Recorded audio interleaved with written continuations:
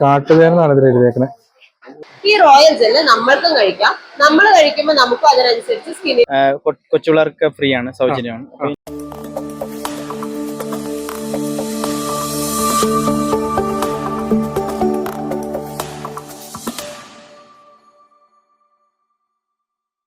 ഞങ്ങളിപ്പോൾ നിൽക്കുന്നത് വട്ടവട ഹണി മ്യൂസിയത്തിലാണ്. ഇവിടെ ഒരു തേനീച്ചയൊക്കെ ഉണ്ടാക്കി വെച്ചിട്ടുണ്ട്. അതുപോലെ അവിടെ ഒരു തേനീച്ച ഉണ്ടാക്കി വെച്ചിട്ടുണ്ട്.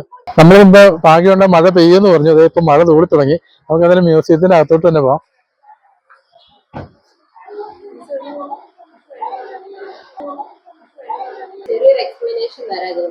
ഇതെന്ന് പറഞ്ഞാൽ ഒരു തേനീച്ച കൂടാണ് നമ്മളിവിടെ സെറ്റ് ചെയ്തിരിക്കുന്നത്. ഒരു തേനീച്ച കൂട് എന്ന് പറയുമ്പോൾ 3 ടൈപ്സ് ബീസ് ആണ് ഉണ്ടാവുക. മെയിൽ ബീസ് ഉണ്ടാവും, ഫീമെയിൽ ബീസ് ഉണ്ടാവും, പിന്നെ ഇമ്പോർട്ടന്റ് ആയിട്ടുള്ള ക്വീൻ ഉണ്ടാവും. ഈ മെയിൽ ബീസ് എന്ന് പറഞ്ഞു കഴിഞ്ഞാൽ തേനീച്ച കൂട്ടിലെ മടിയന്മാരെന്നാണ് ഇവരെ പറയുന്നത്. ഇവരിൽ തന്നെ പ്രായം കുറഞ്ഞ ബീസ് ഉണ്ട്. അതായത് 6 മുതൽ 15 ദിവസം മാത്രം പ്രായമുള്ള ബീസ്.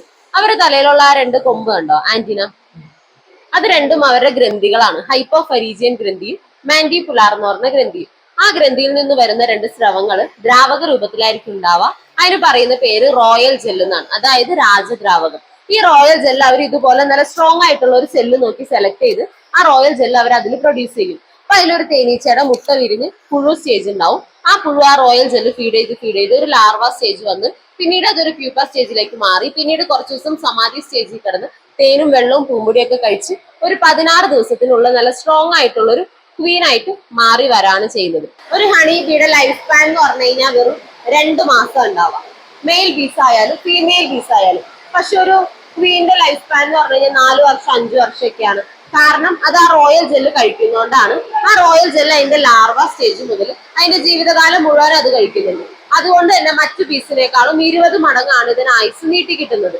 ഈ റോയൽ ജെല്ല് നമ്മൾക്കും കഴിക്കാം. നമ്മൾ കഴിക്കുമ്പോൾ നമുക്കും അതിനനുസരിച്ച് സ്കിന്നിന്റെ ചുളിവുകൾ മാറാനും നിത്യയപ്പനം കാത്തു സൂക്ഷിക്കാനും ആയുസ് വർദ്ധിപ്പിക്കാനും പിന്നെ നമ്മൾ എത്ര പണിയെടുത്താലും ടയർനെസ് ഇല്ലാണ്ട് നല്ല ചുറുചുറുക്കോടുകൂടി ബോഡി മെയിൻറ്റെയിൻ ചെയ്യാനൊക്കെ നമുക്ക് ഈ റോയൽ ജെല്ലുകൊണ്ട് സാധിക്കും.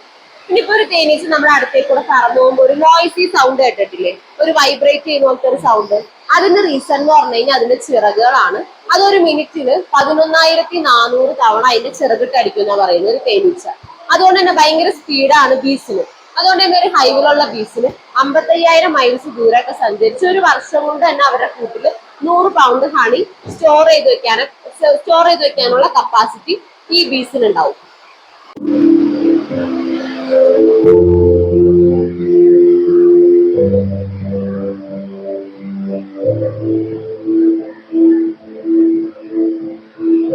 നമ്മളിപ്പോ മ്യൂസിയത്തിന്റെ ഭാഗമായിട്ടുള്ള അവരുടെ സ്റ്റോറിലാണ്.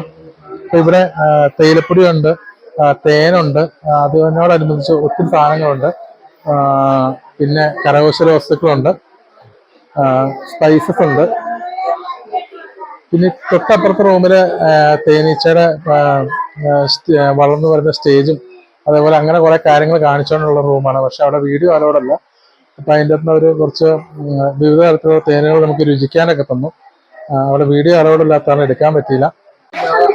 അത് 1 ലിറ്റർ തേൻ മേടിച്ചിട്ടുണ്ട്, 490 രൂപ. കാട്ടുതേനാണ് ഇതിൽ എഴുതിയേക്കണേ.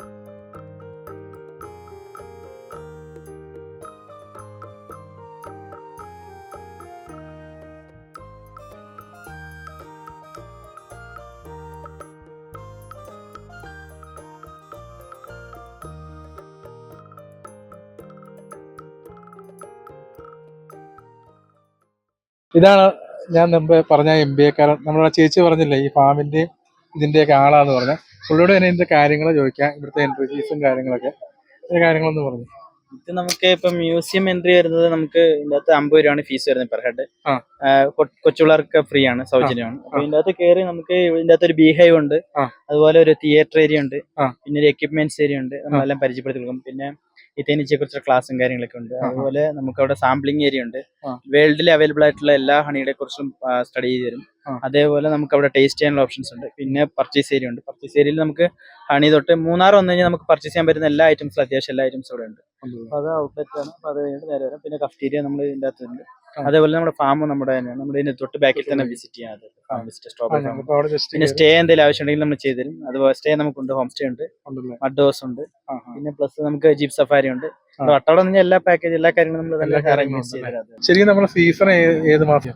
അല്ല, സീസൺ എന്ന് പറയുമ്പോൾ വെജിറ്റബിൾസിന് നമുക്ക് ഏകദേശം ഒരു ഏപ്രിൽ മാസമാണ് പ്ലാൻ ചെയ്യുന്നത്. പ്ലാൻ ചെയ്ത് കഴിഞ്ഞാൽ നമുക്കൊരു ജൂൺ തൊട്ട് ഒരു ഡിസംബർ വരെ മാക്സിമം ഫുൾ ടൈം സീസൺ ടൈമാണ്.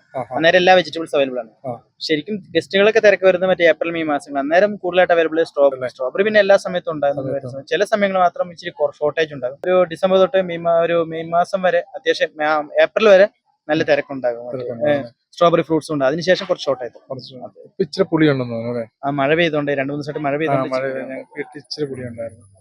മധുരമുള്ള കിട്ടിയായിരുന്നു കേട്ടോ. മധുരമുള്ളത് ഉണ്ടാവും. ചില മഴ വാട്ടർ കണ്ടന്റ് ഉണ്ടെങ്കിൽ കുറവായിരിക്കും അല്ലേ. അപ്പൊ ഇനി വട്ടവട കറങ്ങാൻ വരുന്ന ആൾക്കാർ വേണേ സുഭാഷുമായിട്ട് കോൺടാക്ട് ചെയ്താൽ മതി. അപ്പൊ എന്തായാലും നമ്പർ ഞങ്ങൾ ഈ വീഡിയോ കൊടുത്തേക്കാം.